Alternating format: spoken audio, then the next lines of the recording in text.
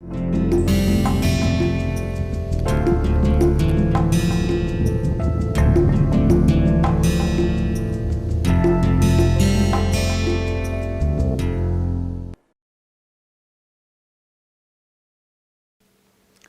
back. Today we are going to start our lecture number 30. We are discussing the fluorescence anisotropy, and we are done till the Perrin equation. So, what is Perrin equation? Let me write it once again. So, Perrin equation is written as R 0 by R S S equal to 1 plus tau f divided by tau O R. So, where this R 0 value is initial anisotropy, R S S my steady state anisotropy, and this tau f is my fluorescence lifetime, and tau R is orientational relaxation time. So, from here what you can see is that without, if you have some idea about this value of R 0, right, and this R S S can be measured very easily from this fluorimeter, where you have this polarizer and analyzer. Right. Normal fluorimeter does not have this polarizer analyzer, but if you can install a polarizer analyzer, so that your excitation light is polarized light, and the emission you are going to analyze which is the perpendicular direction and which is what is the intensity of the perpendicular direction and what is the intensity of the parallel direction, then you will be able to calculate this R steady state easily. Right. And if you have this knowledge of this fluorescence lifetime, then you will be able to calculate this tau over. Now, if you recall that our Stokes-Einstein relationship, then this tau r can be written as tau r equal to eta v by R t. Right? This is my Stokes-Einstein relationship, where this eta is equal to the viscosity of the medium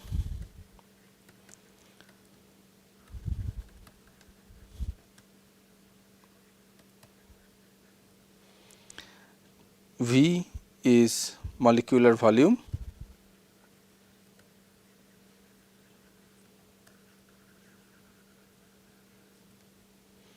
and R is my universal gas constant and T is my absolute temperature. Now, if I plug in this expression for this tau r in the Perrin equation, what we will going to see is the following: 1 over R S S equal to 1 over R 0 plus tau f into R divided by R 0 into V into temperature by viscosity. Right. It means that now, if I plot, this is the measurable quantity, this is your measurable quantity, this is the property at a particular temperature, obviously you know the viscosity. So, then T by eta is a known quantity, and I can measure this R steady state for a different value of T by eta. I change the temperature, obviously viscosity will change, so T by eta will change, and for a different values of this T by eta I can measure this steady state anisotropy, and then I can plot it. Right. So, let us plot that same. So, if I plot, what we are going to see is 1 over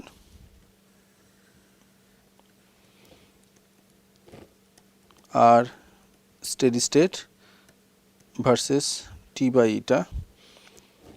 You are going to see a straight line, and intercept will be equal to 1 over R 0. So, from here you will get some idea of this R 0, right? And then slope will be equal to tau f r by R 0 v. Now, if tau f, the fluorescence lifetime, is known, R obviously is a constant, and R 0, if you have a prior idea of this R 0, then you can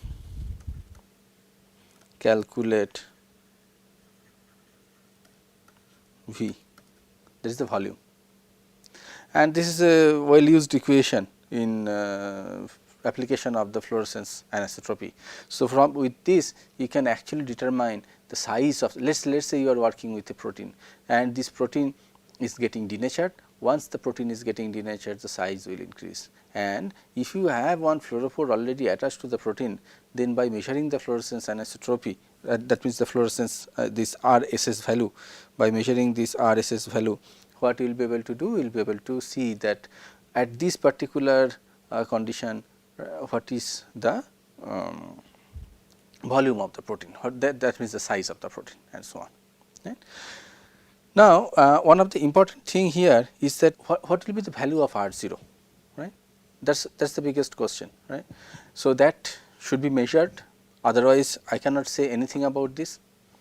And we have seen that limiting value of R0, you remember our first equation, I have written R equal to I parallel minus I perpendicular divided by I parallel plus twice I perpendicular. Right now I am not talking of, I am not including this G, because considering that G equal to 1, if G is there, then just a factor will be there, right. So, consider that G value is equal to 1 and I am now doing all those things. Now, in case of time dependence, then this is nothing but RT is equal to I parallel T minus I perpendicular T and so on. So, that means at time t equal to 0, that is my initial anisotropy R0, and that is whatever I have written here as R0. So, in this case I have to determine what will be the value from that particular equation. When I said that it is I parallel minus I perpendicular divided by I parallel plus twice I perpendicular, obviously at time t equal to 0 there was no emission from this perpendicular component and there is only emission from this parallel component, makes it R0 equal to 1. But whether this is true, and I also said that when this R value will change as time goes, because the intensity of the perpendicular component will increase and parallel component will decrease because of the reorientations of the molecules or transition dipoles when at the excited state. So, as time goes, there will be the intensity of the parallel and perpendicular components will be equal, and in that case you will see that R will going to be 0 ultimately at after a certain time. Now, let us see these things, right, in a more detailed way. So, let us now consider that you have excited the molecules along z axis. So, z axis is your polarization for the excitation light. Okay. So, let me write here. So, polarization of the excitation light is along z. I consider it over here. So, if I consider that only those molecules, that is why I said that only the molecule whose transition moments are along the z axis, they will be preferentially excited. That is what I said earlier. Again I am telling the same thing.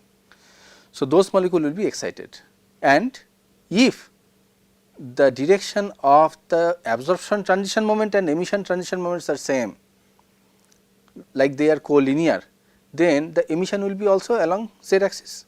That is my condition now I am imposing.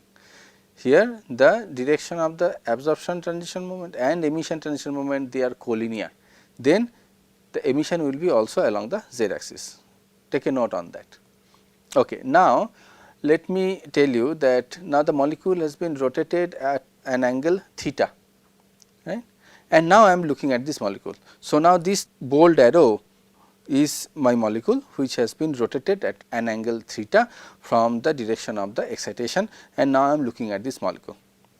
So, here you see the rotation of the molecule makes a component of this I parallel as cosine theta, as you know, and but the molecule can rotate, like if this is my z axis, the molecule can rotate from here to this side as well as from here to this side. In all the cases the angle is theta, this side angle is theta, this side angle is theta. That means, I need to worry about all these different angles for a fixed value of theta. That means, if I if I assign this angle as phi, then the value of phi should be 0 to 2 pi. That is what I have written over here. So, now here you see for this perpendicular component, this should be sin theta sin phi, correct. So, the intensity, those are the electric field. So, intensity I parallel will be equal to cos square theta and I perpendicular will be sin square theta sin square phi. But here also please note that we should take all values of sin square phi. That means, I should take the sin square phi average, right.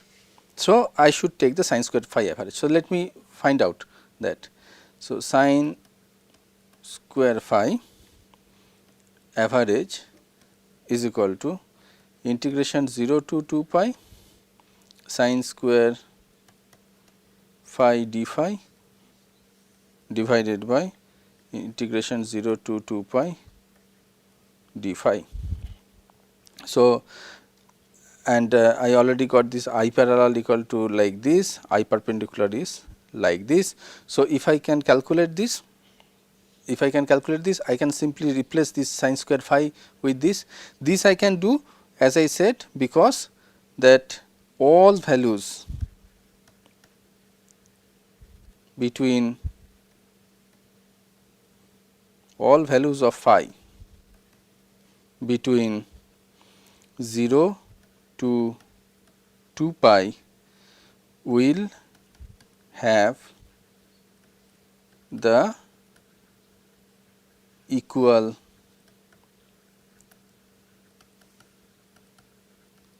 probability. So, now I can evaluate this integration 0 to 2 pi sin square phi d phi, right, that part. So, if you integrate this, then you will get phi by 2 minus 1 over 4 sin square phi, limit I will put 0 to 2 pi divided by this will going to, this is simple, this is just 2 pi. So, then this will going to be pi by 2 pi is equal to half. So, as I got the sin square phi average is half. So, I will simply write I parallel is equal to cosine square theta and I perpendicular equal to half sin square theta. You see that this is now half sin square theta. Now, R is equal to I parallel minus I perpendicular divided I parallel plus twice I perpendicular, which will going to give me cos square theta minus half sin square theta divided by cosine square theta plus 2 half and 2 this will cancel sin square theta. So, this is equal to 3 and then I will just simplify this, and what you will get is cosine square theta minus 1 divided by 2. Now, as you can see here that for the value of theta, if the theta equal to 0, right, the theta value could be anything, right. So, let me put first theta equal to 0, that means it has not oriented, because you have excited along the z axis and just immediately after excitation you are looking at the r value, right. So, theta equal to 0. So, for theta equal to 0, this is nothing but 3 minus 1 divided by 2. So, this is equal to 1. For theta equal to 0, the value of r equal to 1. So, here I got the initial anisotropy is 1, right. And now, as the molecule will rotate, the theta will change, theta will increase, and it will increase and ultimately at some value of theta, then anisotropy will be 0. So, when the cos square theta equal to 1 by 3, as you can see from this equation, that when cos square, okay, let me write these things, this is important. So, when for theta equal to 0, r I got equal to 1, and when theta equal to 54.75 degree, it means cos square theta equal to 1/3 what you get? You get r equal to 0, right. That means, the molecule is not necessarily has to reorient itself 90 degree to make the anisotropy equal to 0. Only 54.7 degree orientations will make the anisotropy equal to 0. Now, whatever I said here, right, is a ideal situation. That means, that your excitation light is polarized along z axis. Only the molecules whose transition moment, absorption transition moment is oriented along z axis, only those will going to be excited like that. Now, now these molecules will reorient themselves and the theta value will change. I consider that the direction of the absorption transition and emission transitions are collinear. So, the emission will also come along that line, right, as I have excited, and then I got this equation. However, it is not true that once you use a vertically polarized light or light electric field is oscillating along the z axis, that will only excite the molecules which are oriented along the z direction. Obviously, there will be some component of even the electric field is like this and the molecule is like this. The component which is along this direction, the component of the electric field which is along this direction, that will also be used to excite the molecule little bit. It is true that those molecules which are oriented just perpendicular to the direction of the electric field of the excitation light, those will not be excited at all, that is true. But there is a possibility that the molecules which are oriented at a certain angle from the collinear geometry of compared to the excitation polarization, there will be some possibility of the excitation, and that is known as the excitation photoselection of the chromophore. Let me discuss these things over here. So, see, this is the excitation photoselection of fluorophore.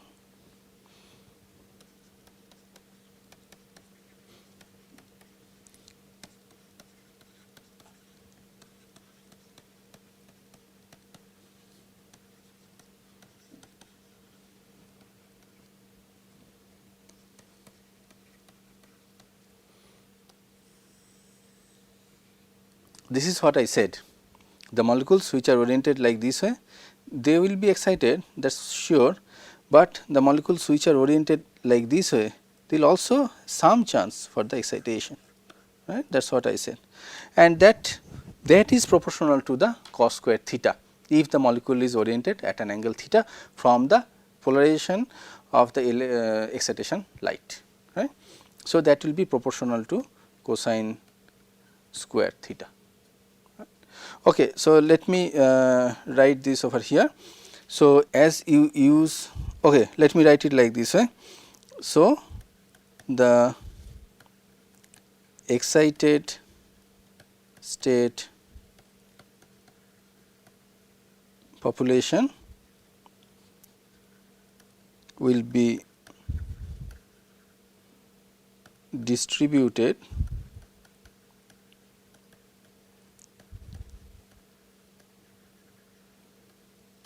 symmetrically around z axis in this particular case. Okay.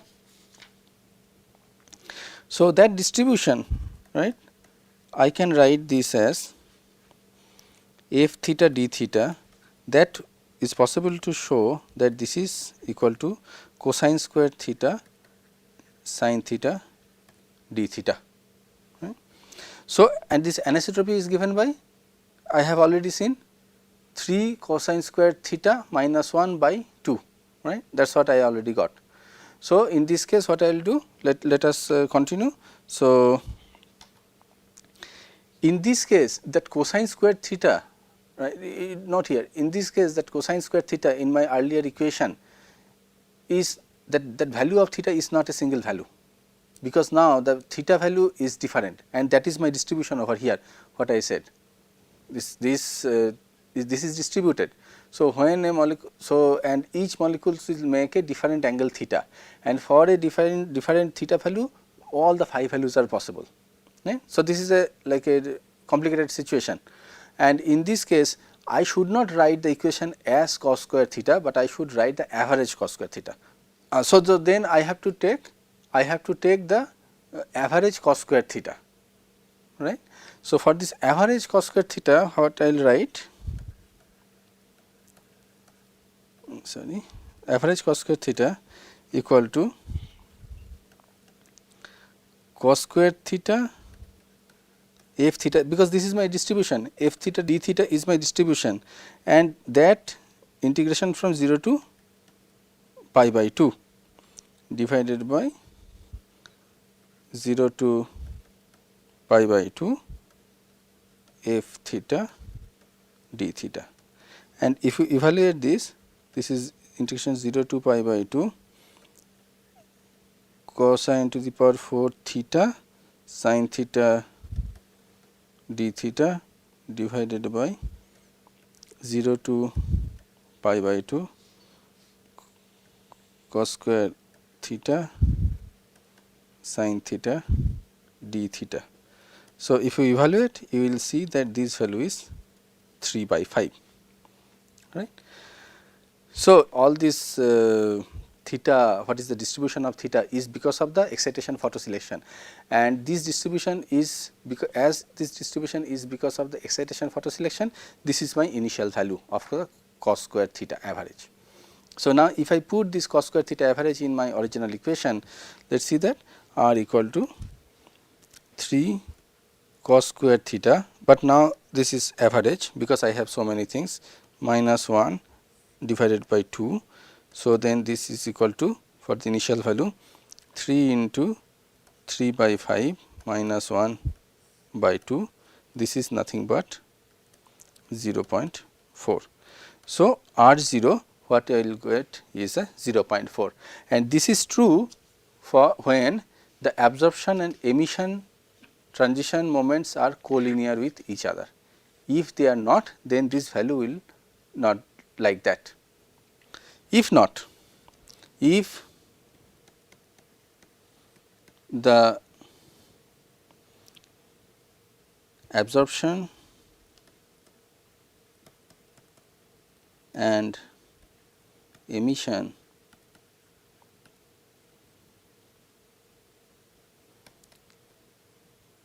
transition moments will make an angle beta in between them,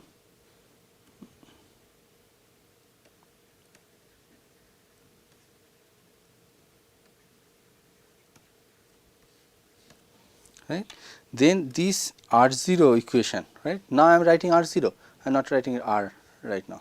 So, R 0 can be written as 2 by 5 to 3 cosine square beta divided by, say, minus 1 by 2, right. So, when this beta equal to 0, that means they are collinear, right. Immediately what you are going to see is that R 0 equal to 0.5. If beta equal to 54.75, then what you will immediately get that R 0 equal to 0. If beta equal to 90 degree, that means if this absorption and emissions are perpendicular to each other, right, then for example, let me give you example that will then it will be much clear to you. Let us say I have this molecule,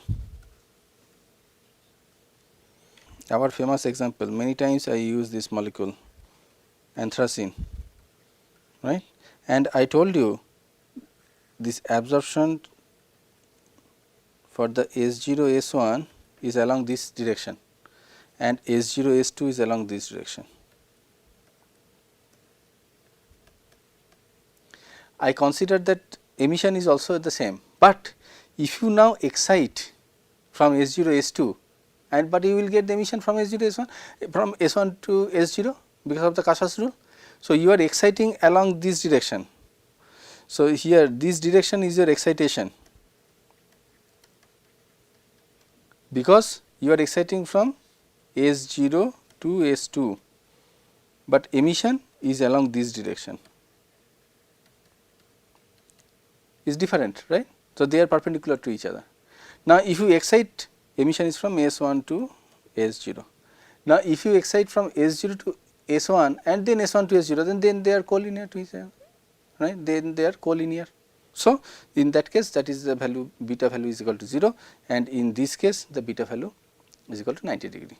So, for beta value equal to 90 degree, what we will get is this R0 value equal to minus 0.2. So, what you can see is that the value of R0 or initial anisotropy or fundamental anisotropy, right, it depends on many factors, right. Many factors means basically this is what is the angle between the absorption transition moment and the emission transition moment, right. So, for a different molecules this angle will be different. So, the value will be different. So, this has to be measured, and we can measure it by time resolved anisotropy decay. As I told you, if you have a very high time resolution like a femtosecond time resolution using the fluorescence upconversion system, then by putting this polarizer in the femtosecond upconversion system either at the parallel or in the perpendicular position compared to the direction of the excitation or polarization of the excitation laser beam, you will be able to find out the value of R at a very early time with a very high time resolution, and that will going to be your R0 value, right. Okay, so, this all about this fluorescence anisotropy, and as we have little more time, then I think that we should continue our discussion on little more advanced topic of this fluorescence anisotropy, which is the associated anisotropy decay. Associated anisotropy decay. So, right now what I said is that the decay or anisotropy decay of a fluorophore present in a particular media, right, in a homogeneous media. Now, I am thinking of that if I have two fluorophores, right, but present together in a solution, but their environment are different. The environment of two different types of fluorophores are different, but they will going to give the contribution to the anisotropy decay. Then what will be the effect? So, let us take this as that I have I of the ith component is defined as alpha I. So, this is my lifetime part, right, T by tau f I, and my RT part RIT is equal to R0 I into e to the power minus T by tau over I, right. So, I can write the fractional intensity of the ith component, if it is only 2, then first or second component at any time t, just I write this as f I t equal to alpha I e to the power minus T by tau f I divided by sum over I alpha I e to the power minus T by tau f I. That means, the time dependent anisotropy, that RT should be given by sum over I, because if it has more weightage the early time, then the more weightage of the RIT will be there, because it is now more weightage and in the later time. So, I can simply write RT equal to sum over I FIT RIT. So, you see, it is a complicated thing, right. and as expected the anisotropy will also be complicated. Usually anisotropy looks like that it started from some value r 0 and exponentially decay, but in this case if you see this anisotropy decay, it will look something like this. But using such kind of formula, you can analyze it without any problem. So, if I now plot r t as a function of t over here, then it could looks like this,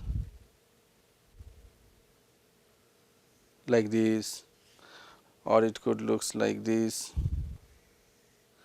So, it does not looks like is anisotropy, but this is because of this two different fluorophores, two or more different fluorophores present whose environments are quite different. One quick example is that the tryptophan, right.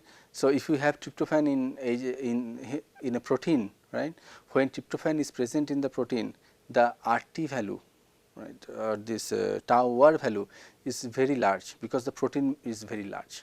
But if it is now free, right, then the tau r value is really small and the lifetime is also quite different. So, for such kind of complicated cases, what you will going to see such kind of associated anisotropy decay, and you need to really careful, you have to be really careful for the analysis of such kind of anisotropy decay.